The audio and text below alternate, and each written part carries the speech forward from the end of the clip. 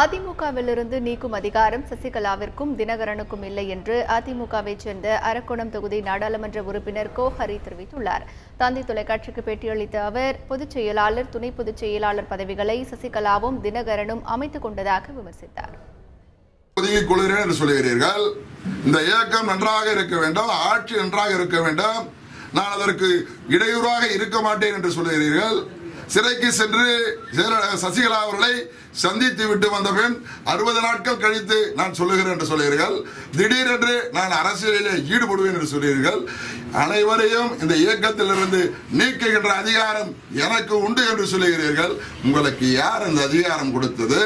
புரட்சி தலைவி அம்மா அவர்கள் மறைகின்றவரை போயஸ் தோட்டத்தின் பக்கமே அடியெடுத்து வைக்க முடியாத உங்களுக்கு அனைத்து இந்திய அண்ணா திராவிட முன்னேற்ற கழகத்தினுடைய நிர்வாகிகளை நீக்குகின்ற அதிகாரம் எனக்கு இருக்கிறது என்று சொல்ல எந்த உரிமை இருக்கிறது என்பதை நான் இந்த நேரத்தில் கேட்டுக்கொள்ள கடமைப்பட்டிருக்கிறேன்.